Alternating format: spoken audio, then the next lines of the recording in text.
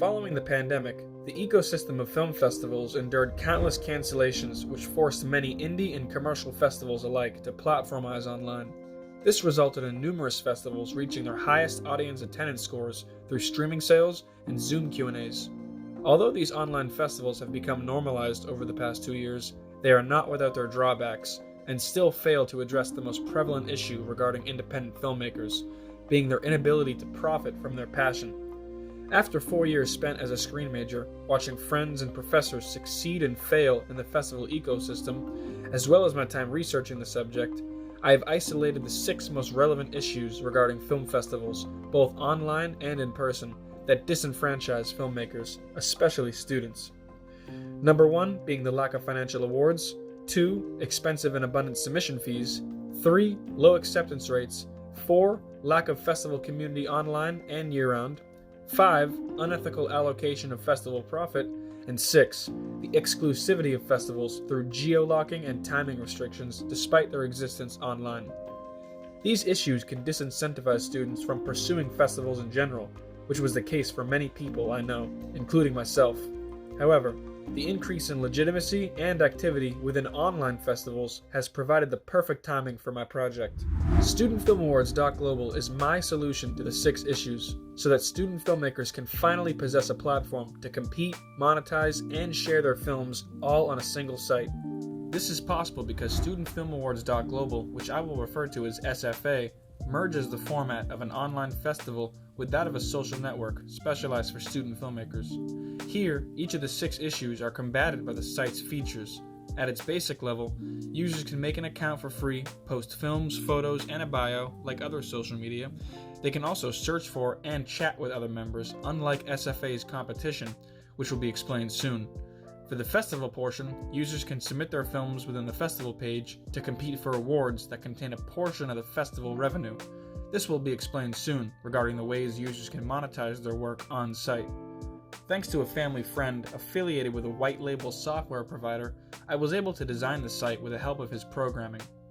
Before these features can be addressed, the problem with current online festivals must be shown. Brazilian author Andre Fischer outlines the problems of current festival platformization.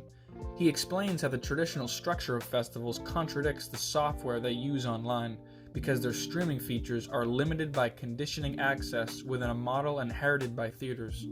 This is seen whenever festivals restrict streaming to certain areas and time slots, all while charging prices comparable to their in-person tickets, as seen with the New York Film Festival, Toronto International, Sundance, and more. This undermines the actual benefits of online platforms found in their accessibility and reach, which exists as issue number 6. This has encouraged me to focus my project away from the logic of theater festivals and instead embrace the format of social media, which prioritizes the accessibility and interactability, unlike current online festivals. The first 3 issues are what inspired me to create this project. In a study conducted on over 300 non-commercial film festivals within the most notable submission platform, Film Freeway, submission fees averaged between $20 and $70, with an average acceptance rate of only 15% due to festivals' preference for filmmakers with previous acceptances and budgeted works. To make matters worse, the festivals which accepted students the most, being independent and local festivals, mainly rely on artistic prestige as their prize, which further places students away from profit. You may be asking, what about the festivals dedicated to students? The most notable are All-American High School Film Fest, CineYouth, Discover Film Awards, Student LA Film Festival, National Film Festival for Talented Youth, and many more. However, these festivals' awards can be restricting and misleading. For example, the All-American High School Fest boasts full scholarships to several universities' film programs. Although these awards can change students' lives, the path of college or the specific universities chosen may not be suitable for the winners due to geographic or personal reasons. As for festivals who promote in-cash prizes, they are often just referring to equipment rental or post-production packages, which are only helpful in certain countries, as seen with Oxford and Santa Fe International. Those who do reward cash often just have a single award for Best Student Film, as seen with Discover and Austin, or they are so competitive that their cash award may not be worth their submission fees. For all other festivals shown, the prize is simply the prestige itself. It can now be understood that the festival ecosystem fails to consistently provide awards where students are given the freedom to invest in what they want. My project, SFA, instead allows students to directly profit in 3 ways. The first is through the festival awards themselves, where each of the 5 category winners will receive 10% of the total submission revenue. SFA's submission fee is $4.99, where all submissions will be accepted, and considering the statistics on current festivals, these rates will certainly stand out. More information on the festival portion, judges, and allocation of profit can be found on the festival page. The second way students can profit is through optional donation buttons on their profile. And the last way acts as a piracy prevention mode where students can place their films behind content paywalls if they so choose.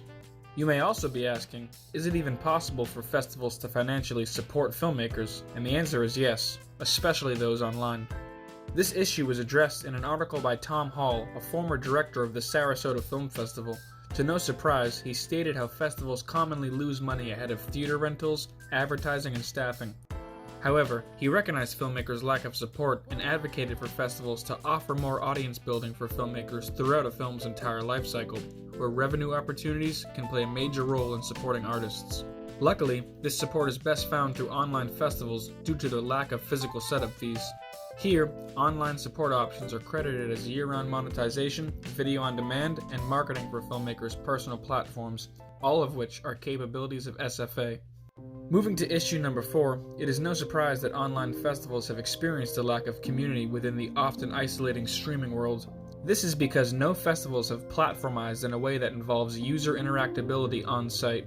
Zoom Q&As and streaming options all require users to migrate between different sites to attain any sort of interaction, which is what inspired me to develop a platform that encompasses festival community all on a single site. Here, festivals can't expect the same level of interaction online as seen in theaters, unless they provide features akin to a social network. For example, SFA was designed to encourage bridging through the user interface itself. Bridging is a term used to describe groups that form between unrelated users on social media due to their openness. This is the opposite of bonding, which refers to closed groups with strong relationships. In a study conducted on employees within corporate social media, the authors wanted to know which trait led to more idea generation. They found that groups of an external bridging nature provide novel insights and synthesize different perspectives. This is relevant to SFA because its users can be considered among the same group, who make an account for film sharing purposes. That is why the homepage and festival page each possess 2 carousels of current users and nominees to encourage bridging through the user interface.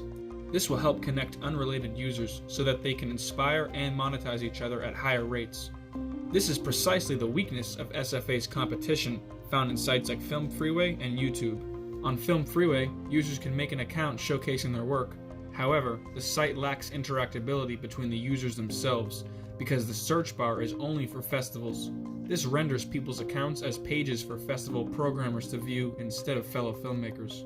As for YouTube, the homepage, recommendation algorithm, and ads make short film viewing a cluttered and maze-like experience, especially when one wants to isolate students. Another way SFA fosters community, unlike current festivals, is through its 2-way translation chat. This feature allows international filmmakers to watch each other's films and communicate all on the same site, without having to endlessly copy and paste into Google Translate.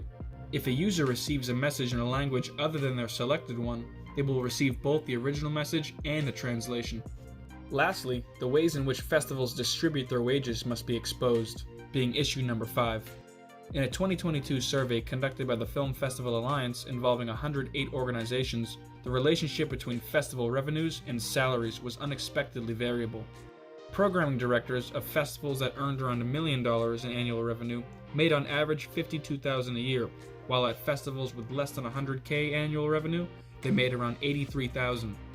This exposes a negative feedback loop where student filmmakers are forced to submit their work to festivals whose revenue is disproportionately allocated to their programmers, found in these lower revenue indie festivals due to their higher acceptance rates. On top of such, 36% of festivals said they did not have a wage transparency policy. This lack of transparency and discrepancy in wages further exposes the need for festivals to support filmmaker monetization, which SFA stands to achieve. Although there are many other issues I would like to address, this video does have a timing restriction. But if you leave with anything, Just know that SFA was created to fill a gap within the festival ecosystem, to keep student art and ambition alive, so that their films can thrive beyond the classrooms they were debuted in. Thank you.